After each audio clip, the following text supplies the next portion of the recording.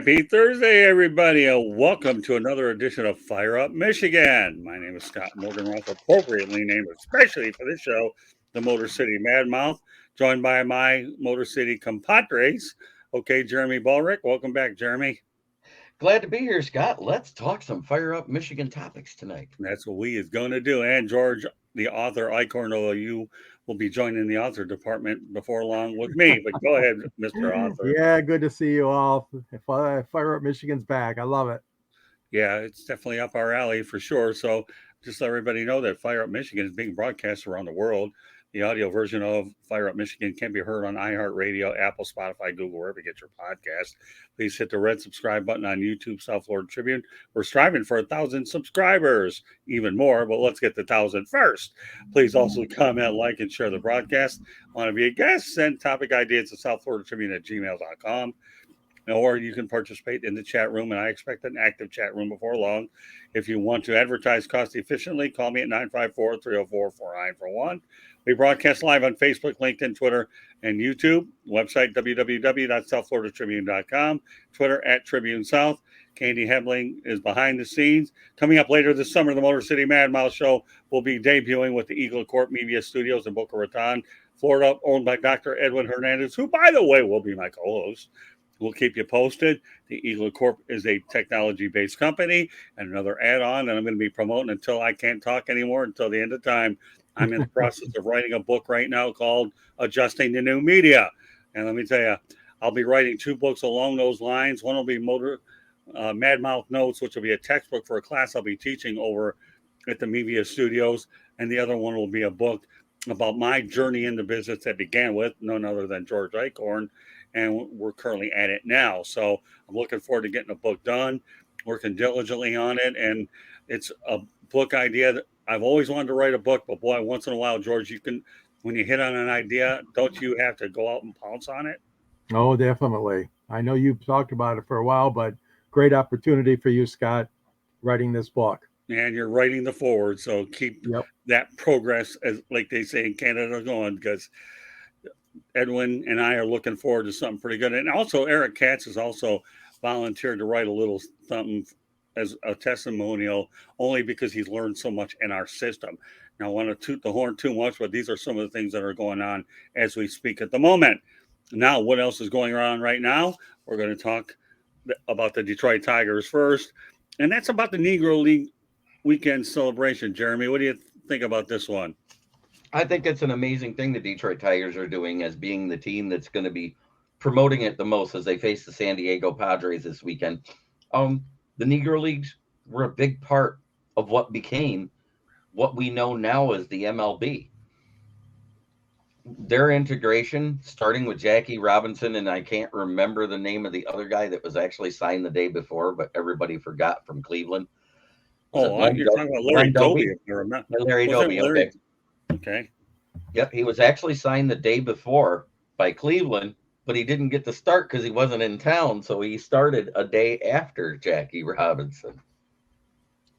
Very good. Yeah, no, I think I love it when the Tigers do something like this, and there's no question if you can honor the past of this great American pastime and do it in this manner, then that's neat. Now, isn't the Detroit team, weren't they called the Detroit Stars? Yes. They were. Okay, yeah. I wasn't sure. I thought it was something like that. So, George, some thoughts about this?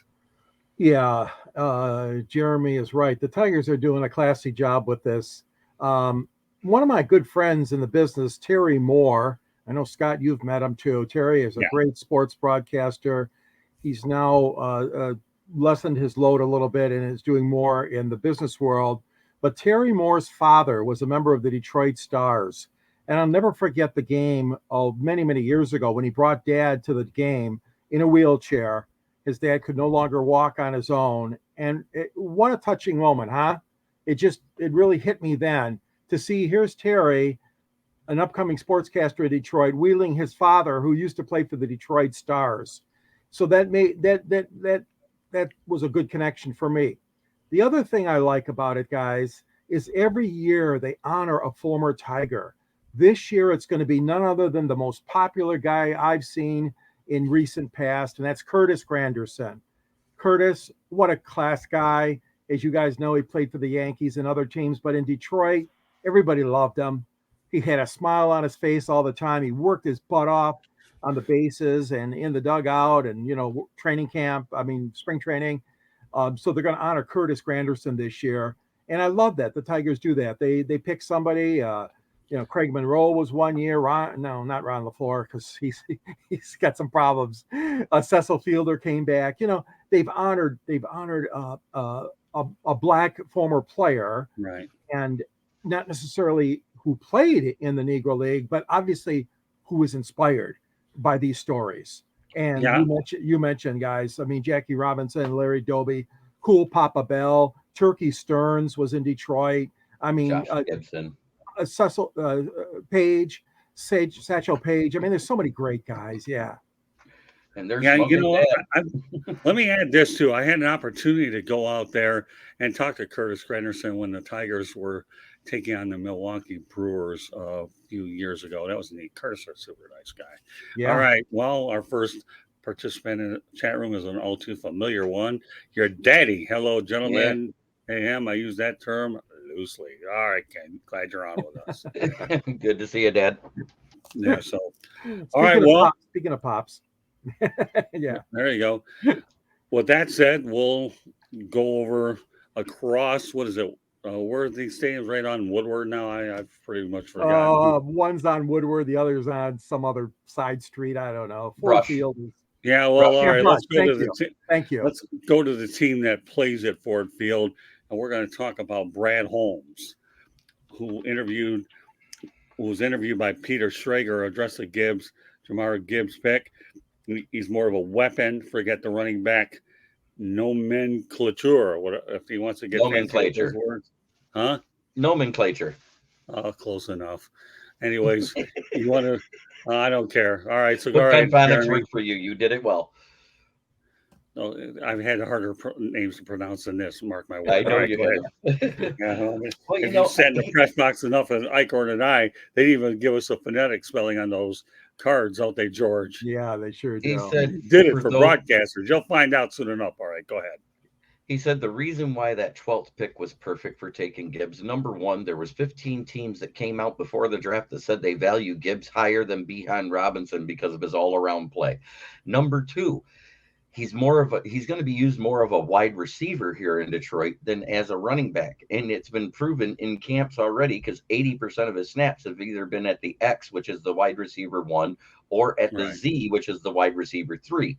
Right. So, it's already happening prior to them even playing a game. They're using him to where he's good. And even Jess Risden has reported that he runs route crisper than some 3-year veterans he's seen. Well, let me tell you one thing. When they drafted him, I never had a problem with the pick in the first place. It came from Alabama. It's not like you're talking about a school that nobody had ever heard of. Alabama, okay? Nick Saban breeds pros, okay? If you can handle the tough love from Nick Saban, then you're going to make it to the NFL. Forget all this transfer portal and all that. You want to take it to the NFL, playing in Tuscaloosa, Alabama, for the Crimson Tide's always. I never questioned the pick in the first place. And I like all these pseudo draft experts that amount to nothing, that haven't had anything to do with the evaluation process, which I think the draft is nothing more than a guessing game in the first place, and a heck of a lot of talk until it actually takes place. So I'm all right with Gibbs. What do you think, George? And the word weapon, I think, is probably going to be a more common term these days because they're looking for more of a dual threat in the backfield that can do a lot. The word versatility is what's going to be, which is what will ultimately encompass what the NFL is if it hasn't already. George, continue on. Yeah, it reminds me of a comment Mel Farr made. Remember, guys, on Inside the Pigskin earlier this week when he was talking about running backs? Right. Jeremy and Scott. Remember he said about all the things that they have to do: blocking and receiving, running, protecting the quarterback, whatever it is, they have to do it. And he was absolutely right. Obviously, he knows his stuff, and we know that he does. But right. This is a perfect example, what you said, Jeremy, about why they took him, because he is multifaceted. He is versatile. And getting him as a weapon, I think, is so exciting.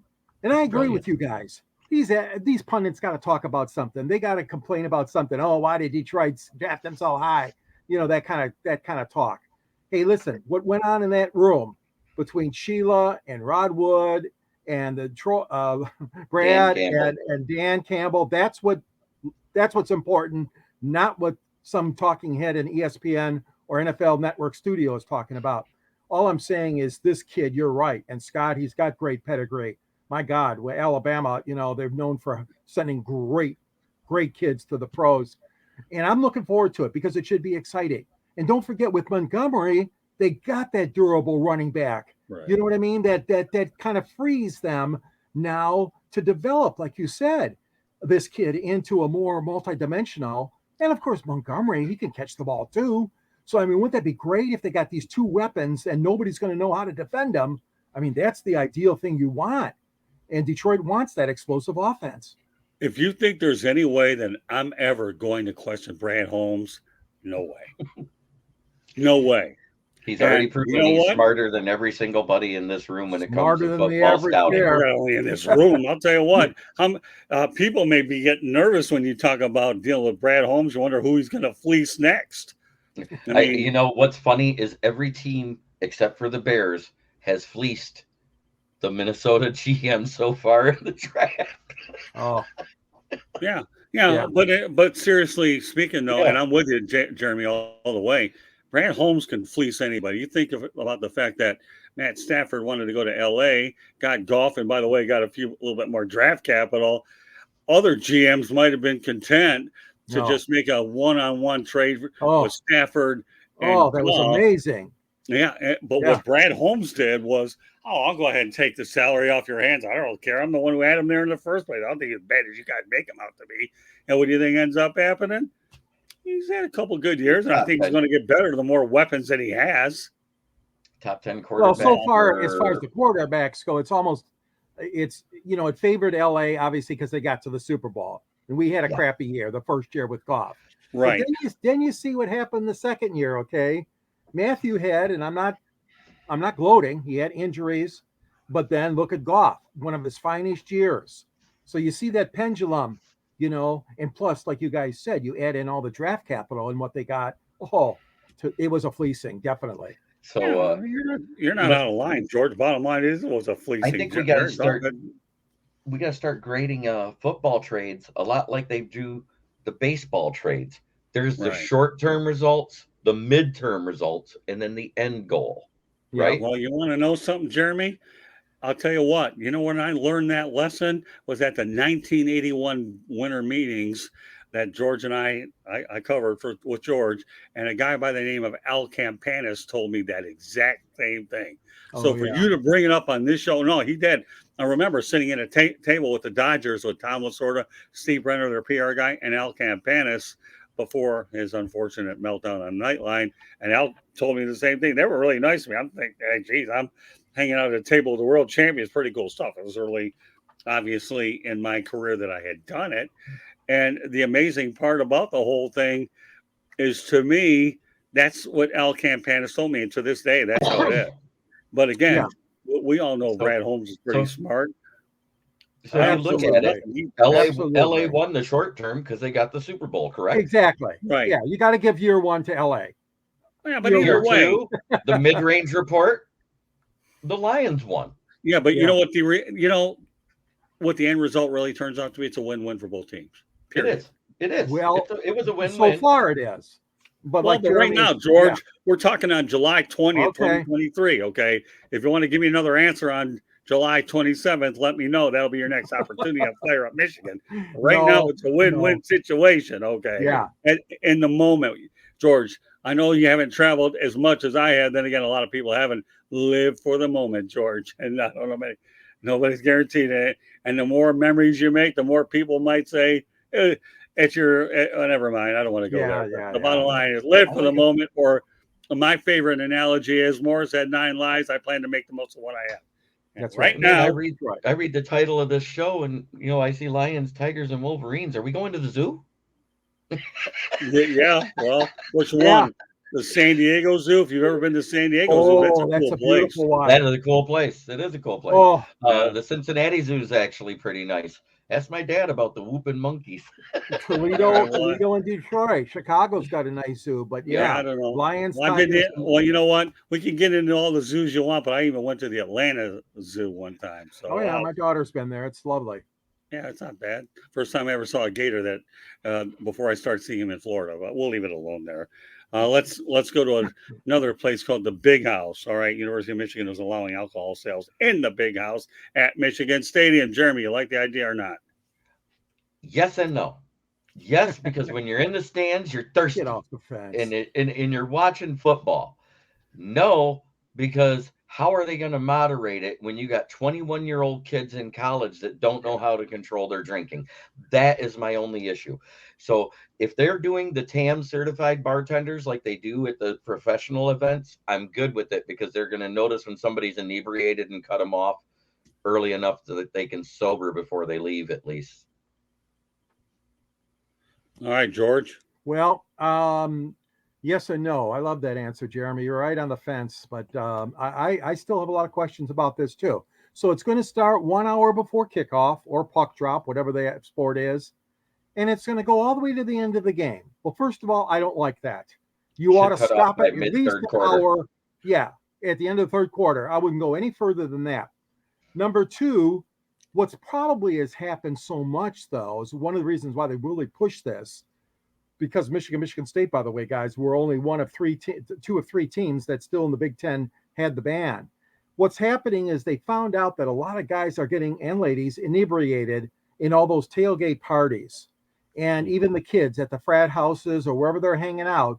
So then they come to the game and they're already liquored up. And okay, so you're not going to control that because you're not banning it at the tailgate. You're not banning it on campus before the game at a bar or at a frat house. So I don't know how a legislative guy goes on the radio here in Detroit and says, oh, well, this would be better because most of them get drunk or inebriated, before the game. Well, oh, excuse me. We're going to have police at every place that they're going to not do that again. So I don't buy that logic. What I do buy is the fact that it won't have to be hidden, guys trying to smuggle stuff in or that sort of thing. But it should be limited. I agree. And there's no way, according to the newspaper today, they're going to go until the end of the game.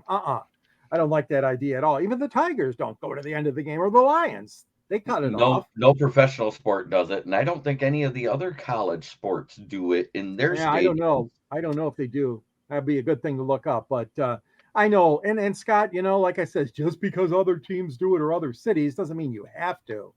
But it didn't surprise me. Off a bridge, so are you? Isn't that what our parents said? All right, so let me use a far-fetched analogy in this particular situation. Okay, number one, I have mixed emotions about it too, but if other places are doing it, then Michigan's all about revenue, and there's any school that knows how to make money, the Wolverines do. So, and if you need any living proof, go to Don Cannon, who believed that you better have a logo on everything that we offer, and we all know how well Michigan is doing. I have mixed emotions about it. I don't have a problem if two other places are doing it. Well, then let them do it and see what happens. At least it won't be revenue they will not lose, but in retrospect, gain it. Now, okay, here's what I want people out here to think about, all right? When Windsor got a casino, okay, where did that money go? Across to Canada, right? Right. So all that money that went to Canada, Detroit ends up getting 3. You keep it back home is what you do instead of going to Windsor. Yep. So, I look at the analogy and thinking, you know what? If we don't get in the game, we're not going to have any. There won't be a game to get into. So, I can see both ends. Right now, I don't have a problem with the move. We'll see how it plays out. We'll see whether or not. That's right. Let it play out. You're right. I know what they're hoping. There's 108,000 seats in the Big House that they sell 108,000 beers by the end of the first quarter. Well, I can't translate what will be calories and cash, but don't be surprised if a few people might just roll out of there. No, I'm just kidding with you because I don't drink beer myself. Me personally, I used to drink wine coolers, wine, and margaritas, okay? But hey, if somebody wants to have a beer and they loosen up, then that's another story. So Now, they're not saying that there won't be wine coolers or spritzers because that's on the same level as beer. Anything that's going to be in the bottled form or also on tap. In other words, IPAs. Now, I think that's a real bad idea because IPAs are a much higher volume of alcohol, and you're talking about stuff that gets people messed up quick. Right. But my point is this, okay? I know that beer is a popular beverage at sporting events, and you can see a lot of beer commercials on TV. So, I mean, if they have to do it there, I don't have a problem with it. I just want to see how it plays. Let's go to the chat room. I had Ken up there one time. Here's another pretty interesting comment. Talked about San Diego Zoo would have taken. The one before it ties in with this, I think. Yeah, he said way back. Yep. Way back when I spent a whole day at the San Diego Zoo, it would have taken at least 3 to see it all. Okay, well, I did it in one day, and I did it pretty comfortably, but it depends on the pace for which you're going to see the zoo and all that. But more power to them. All right, we got one more I want to put up here. All right, King, welcome to the big show. All right, good stuff. All right, so one more topic I want to get to. This won't be one of your longer broadcasts, but in quantity, it's quality, and that's exactly the theme of this show, other than the animals analogy that Jeremy so eloquently put out: Lions, Tigers, Wolverines, and now we just added to it. My goodness. All right. One more topic to get to before we hit parting shots. The New York Jets trade denzelmims, 6'3", 203 pounds, 4.38 40 time wide receiver to New York to the Detroit Lions for a conditional 6th-round pick in 2024 and a 7th rounder in 2025. Aren't the Lions getting a pick out of this too, Jeremy? Yeah, I thought that they were. I didn't see a pick, but I'll double check it. But that's all I saw is what we were giving up. I think each team was getting a pick. I thought. Yeah, I thought I read it. Either way, it's next to nothing. It's a 6th and a 7th round pick either way. You're talking about giving up a small fry and a snack size can of Pringles to get a player who's fast. And if you think about this means without Jameson Williams on the roster, we have 4 guys with sub 4.4 speed in that wide receiver room, because you got to throw Jahmyrgibbs, because he said he's going to be used more as an offensive weapon. He's going to be used in that receiver room. He's a 4.32. You've got Khalif Raymond, who's a 4.36. You've got who's the other kid, the new kid, Antoine Green, the 7th rounder. He's a 4.39. And there's another 4.3 guy that's slipping my mind. I wrote it down earlier, but I don't. Well, it's not Marvin Jones. No, Marvin Jones has lost a step. He's more of a 4.6 guy now. Yeah. amon-rastbrown, who had a 4.49. Right. Yep. So you got, and Josh Reynolds, 4.42. So that's 5 guys that have above average to elite speed. You know what that does? Who are you going to cover? You tell me. That's a good point, Jeremy. Right. The other thing is, though, guys, I was wondering, all during the day or the last few days, they said they might just have to put him on waivers, cut him. Who? So my question to you is, Mims? Would the Lions have had a chance at him had he been cut, as opposed to giving something up? The thing is if he goes to the waiver wire, that means that they have to wait for 17 other teams, because the Lions pick was 18. Oh, gotcha. To grab him. Yeah. And they were like, that type of speed is worth not taking a chance. Now, granted, yes, he's had drop issues. Yes, he's had some minor injury issues, and he missed some time. But the QBs he's played with, let me list them in order: Sam Darnold, Zach Wilson, Joe Flacco washed up, and Mike White. Are any of them on the level of Jared Goff? No, because that was my next question: is why did he have so much trouble in New York with the Jets offense? Well, it happens a lot. You think of this prior to the draft, they traded away Elijah Moore, another early pick with speed and a wide receiver in that room. You know what it is? Karen Rodgers wants room for his friends Randall Cobb and Alan Lazard on that roster. Yeah. Guys that are slow and older. So they had to make room somewhere. And if you cut Aaron Rodgers' friends, he's not happy and he won't play nice. He'll quit coming to OTAs and camps and go home and go to the dark room retreat and do his mushrooms. Interesting. All right, George. Let's first of all, Austin Hacker. What's up, Jeremy? Jeremy. Will answer Hey, that Austin, question. good to see you, buddy. Hey, Austin, don't forget Scott and George. Yeah, don't forget us. Yeah. And while These you're at guys it, have been in Austin. this business a lot longer with me. Oh, look at this guy coming up, Scott. Oh, I love this one. Our friend Butch Davis, longtime Detroit sportscaster. Marvin Jones. Okay, yep, we mentioned him. Kansas City Monarchs. Thank you. That was one of the teams in the Negro League. Great of you to recollect. And Butch, his uncle. you're always welcome, Butch, in the chat room here in our shows. In fact, for that matter, Butch, I'll welcome you in here. But what I'd like to send a message to everybody in the chat room, please, and I say please, I'm trying to be as cordial as I can. Please subscribe to the South Florida Tribune YouTube channel. No cost to do it, except a little click and a few notifications when we're on. And if you do that, then my goodness, there's a good chance you're going to get on here and you get to talk to us directly. All right, George, I have some ideas on the speed, but I want you to go first. Well, I first of all, I want to correct myself. I thought he was talking about Marvin of the Lions. Butch is referring to Marvin Jones, who was Butch's uncle.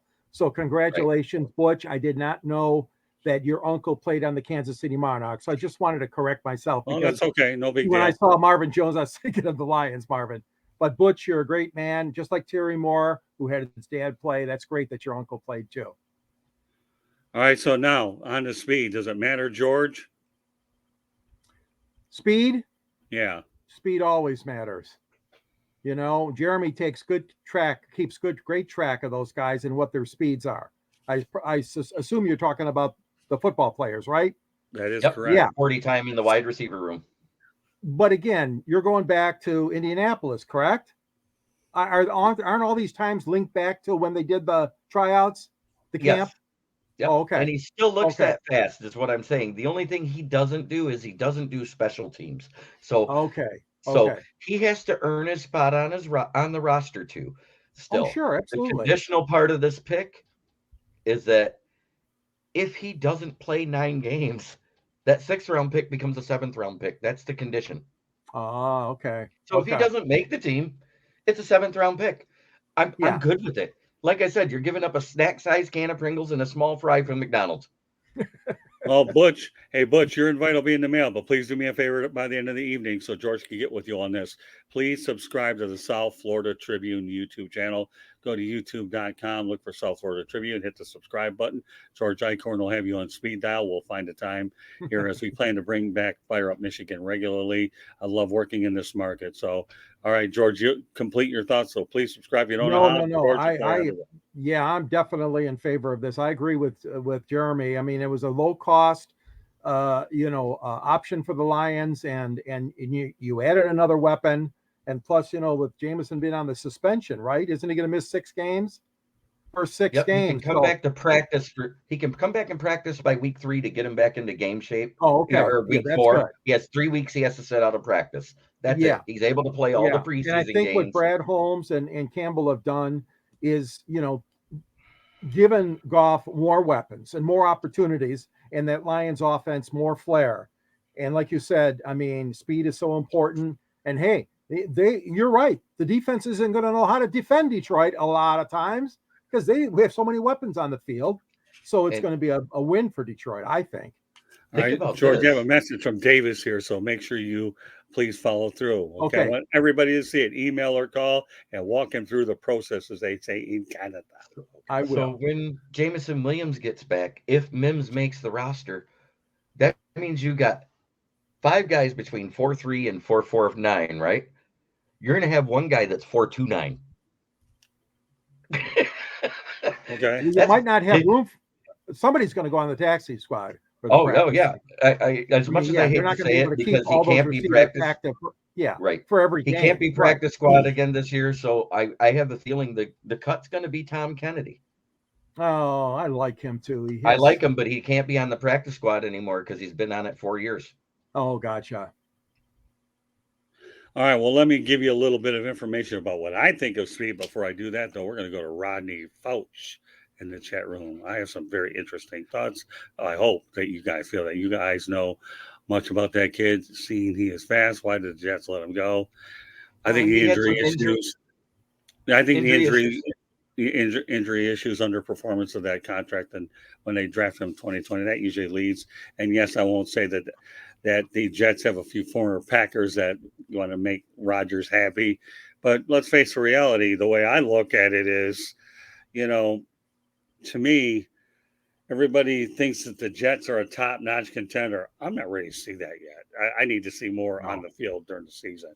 Now, here's my perspective of speed. This is what I know. I have two longtime Detroiters, and I've been out of town since 1999 in the Sun Belt, beginning with Arizona and re-landing in South Florida. Okay, I have zero problem with the Mims trade. I really don't. Again, what did I say earlier in the show? I don't doubt anything Bradholmes does. And number two, I find this as an insurance policy, and you never know. That insurance policy could turn it, you can cash in on it, and it could cash and pay some big dividends. Now, I'm not giving you people financial advice out there because I'm the last one to do it. If you want financial advice, I can, when we go off air, I'll give you a couple people that might be able to do it. But as I reiterated, okay, since I've lived away from the Mitten State for a while, once upon a time, back in the 1980s, I covered the Miami Dolphins, okay?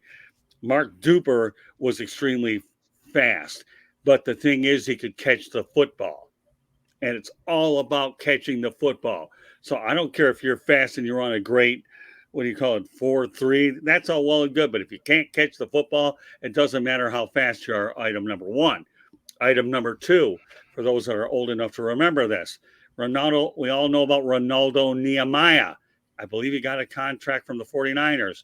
Didn't last very long as well. So, it's okay to outrun everybody, but you got to catch the football.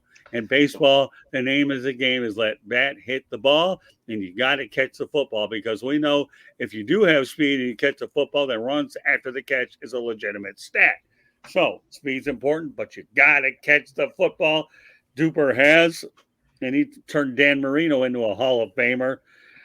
And the way I look at it is Nehemiah was better on track and field than he was in the NFL. Lions used to have somebody named Earl McCullough. He was a track star. Remember Earl McCullough back in the late 60s, early 70s? I've heard the name, but I didn't know him. I remember him too. Yeah.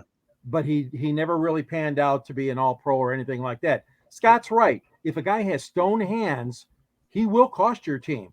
You don't want anybody with stone hands, but we're not saying that any of these receivers have stone hands. But here's what I was going to say. He did have a drop problem, but he also didn't have great QBs. And I know that a stat, like if it just glances off your fingers and it's in your catch radius, they count that as a drop. Hey, Jeremy, you know what I'm saying? Jeremy, I'm not downplaying the significance that he had nothing at quarterback. Right. I'm not No. So I just want to make sure Jeremy. Okay, let me finish, please. Thank you. I'm not downplaying the fact that you're right on this one. He had nothing at quarterback. The bottom line is I don't care what era of football you've got to play, okay? Reality is if you can't catch the football, it doesn't matter how fast you are, period. I was trying to get to a point on that. You interrupted it. No, I did interrupt it. You know why? Because I got my second win tonight, so I can do this and have fun with my brother. But go ahead. Khalif Raymond, year one with Dan Campbell and Jared Goff.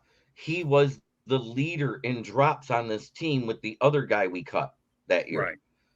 Last year, he had a couple of drop problems at the beginning of the season, and then it became Mr. Clutch while everybody was hurt on third down. Remember that? He was making third down play after third down play and not dropping the ball. I have more faith that Ben Johnson and Antoine Randall, who are offensive minded and work with these wide receivers very closely to help this guy with his drop problems, because he did it with Khalif Raymond, a guy who's 5'7" and faster. Right. Well, that was my point.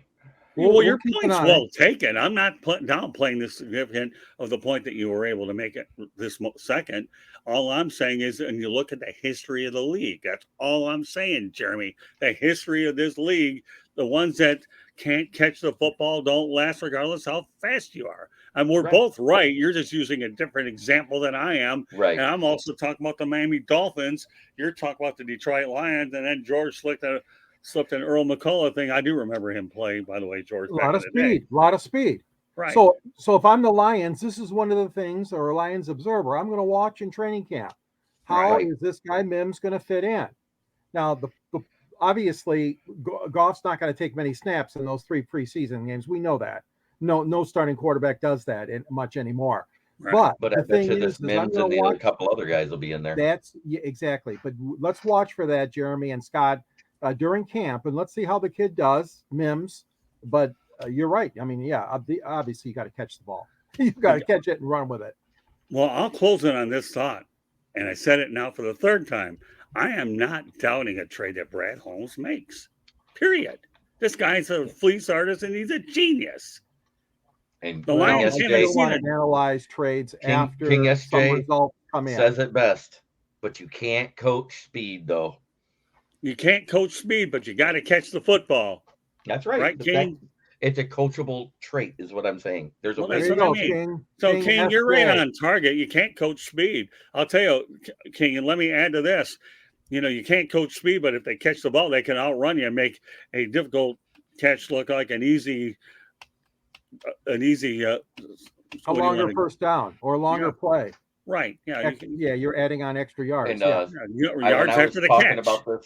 When I was talking about this earlier, a Packer fan actually posed this question. So let's say Aaron Rodgers does do with the Jets what they couldn't do last year, and they make it to the Super Bowl, and the Lions somehow get there, and Mims catches the game-winning catch to beat Aaron Rodgers in the Super Bowl.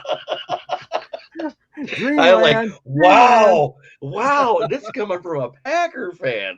Yeah, but the amazing part about it is I can't say that this is something made in Hollywood. I'd have to rephrase that analogy, made in Broadway. Or Disney. Yeah, I couldn't believe a Packer fan was saying that, though. I was like, wow. Yeah, I don't know. We'll see. There's a lot of Packer fans that are angry about what Aaron did, and I don't blame them. Yeah, whatever. They put him. He put them through an emotional coaster ride for what, 2.5, 3 years. Well, we're gonna refrain from that because eventually you guys are gonna go out there and Tory fire up Wisconsin. Look who we have here. The Lions will lose. Yeah. Oh well, yeah. I guess Tory, my boy. Yeah, I can understand why you feel that way, Coach Tory Harmon of the Kansas City Chiefs. But meanwhile, think about it. Running back coach. Hey, Tory, though, I have a challenge for you now that you made it to the big time, okay? And I want you to take this seriously. See if you can get Patrick Mahomes to come on this broadcast with you.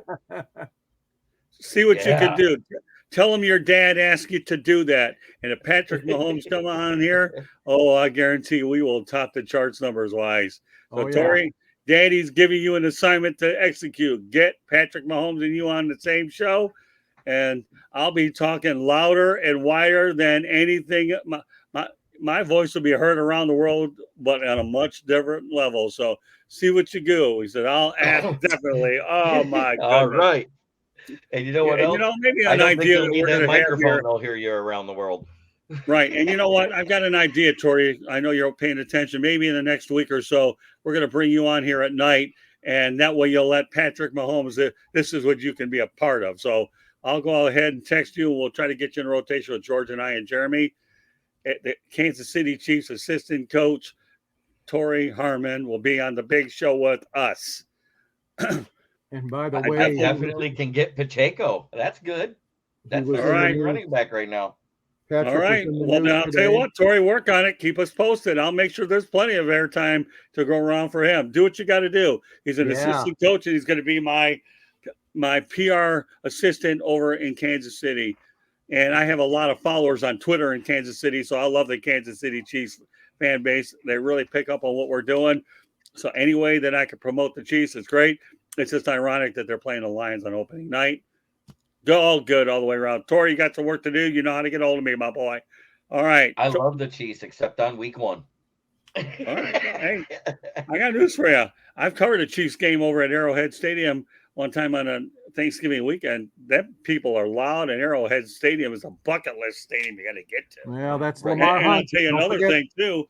Their communications and PR staff, they treated me great. So I have nothing but the utmost respect for the Chiefs organization. Oh, yeah. And to believe that Tory Harmon is actually there makes it even more to root for these people, just not against the Lions. So, Tory, you have a little bit of work to do, my buddy, and we'll be in touch hopefully over the weekend. All right, Jeremy, you have one parting shot. Go ahead and take care of it as we wrap up business for the night. Today, Maurice Jones-Drew did his review of the 2021 draft class and gave his 1 through 10 players out of that draft class. At number 6 was Detroit Lion Peneisewell. Says he's probably one of the best right tackles to play the game, and he's already got a Pro Bowl underneath his belt in year 2. And then at number 7, right after him, was amon-rastbrown, 4th pick, number 116. It's funny that he was 116 when there were 16 wide receivers picked ahead of him, and there's only one better than him out of all of them. from that draft year, yeah. From that draft, funny, yeah. Jeremy, or does a guy have the opportunity to have a chip on his shoulder that he got passed over? Oh yeah, he's got a chip. Trying to prove his detractors wrong. So yeah, more power to him. Again, this shows you that the second. I don't even think you can name 16 wide receivers in the NFL that's better than what Amon-Ra's done in the last 2 years. He's tied an NFL record with 196 catches through 2 years. Wow. Well, it's called great scouting personnel, whatever. But nevertheless, I'm glad you brought that on tonight's edition of Fire. Yeah, that's a good point. So I'm going to mention this one more time before we call it a night. I'm so thankful for everybody that participated in the chat room. Hopefully we'll find some new guests here on the show, especially the Michigan audience. We'd love to be able to have you come on this show and provide your perspective. So once again, kudos to all the people in the chat room. And once again, I don't want to sound like a broken record, but please subscribe to our channel to get all the updates. Fire Up Michigan will be more of a regular show as we continue to go deeper into the summer with the Detroit Tigers, as well as the Lions, the Red Wings, and the Pistons. I know these teams have had some struggles of recent, but you know what? Without a doubt, believe that these rebuild cycles happen in cycles. They're not long as long as you have the right management. With that said, just want to mention that Fire Up Michigan is being broadcast around the world. The audio version of this show can be heard on this show being Fire Up Michigan can be heard on iHeartRadio, Apple, Spotify, Google, wherever you get your podcasts. Please hit the red subscribe button on YouTube, South Florida Tribune. My best Chris Berman impersonation. We're striving for 1,000 subscribers. Please also comment, like, and share the broadcast. Want to be a good guest? And a guest, well, I got some candidates in the chat room tonight. Really happy for that. So participate in the chat room. Send topic ideas, southfloridatribune@gmail.com. If you want to advertise cost efficiently, call me at 954-304-4941. We broadcast live on Facebook, LinkedIn, Twitter, and YouTube. Website, www.southfloridatribune.com. Twitter @TribuneSouth. Candy Ebling's behind the scenes. Okay. And coming up later this summer, the Motor City Mad Mouse Show will be debuting on the Eagle Court Media Studios in Boca Raton, Florida, owned by Dr. Edwin Hernandez, who, by the way, will be my co-host on that show. We'll keep you posted. Eagle Corp is a technology-based company that's also going to be sponsoring my new book, Adjusting to New Media. We're hoping to get that released in the next 2 or 3 weeks, at least the audio book, and we're working on the printed version. Then I have another book that I'll be marketing as well called Mad Mouth Notes, which will be a text book for the classes that I'm going to teach over in Boca Raton. Glad to get that out of the way, Jeremy Ballreich. Let everybody know how they can reach you. Well, as you can see, you can find me right here on the YouTube channel that is known as the South Florida Tribune. You also can find me on my channel, which is the Kneecap Biting with the Detroit Lions. Then you can also find me on the southfloridatribune.com if you want to read my writings under the Motor City Tribune heading, where you'll find me under the writers such as, well, Mr. Scott Morgan-Roth and Mr. George Eichhorn. That's it. There you go. All right. Well, mention King S. Thanks, guys. Thank you, King, Tori, and Rodney Fouch, who participated, and the list goes on and on. Glad to have you a part of this broadcast tonight here on Thursday night. Hope everybody has a great weekend. All right, the author, go ahead. Author. Oh, that's me, I guess. Okay, Detroit Sports Broadcasters on the Air. Ernie Harwell, George Kell, George Blaha, Van Patrick, and my friend Scott Morgan-Roth. Yes, Scott is in there too, and the book's available. There's a link to buy the book at the end of my column, as Jeremy mentioned. I'm a writer for the South Florida Tribune and the Motor City Tribune. So you can do that. You can find me on the South Florida Tribune channel on many of these same programs, 108 Stitches, the Sports Exchange, Fire Up Michigan. And also, you read me in the pages of the Detroit Monitor. You can reach me at gicorn@yahoo.com or on Twitter at SNG Sports, SandG Sports 99. Good to be part of the show again, guys. And another comment from Rodney Fouch. I'll make sure I get everyone on before we end the broadcast. Rodney Fouch says, thanks, fellas. Good seeing you. Have a good weekend. And Rodney, it's been a pleasure having you on tonight as a participant. Yeah, And thank you, Rodney. I hope to see more of you in the future, Rodney. With that said, this concludes this edition of Fire Up Michigan. Great activity in the chat room. Love it.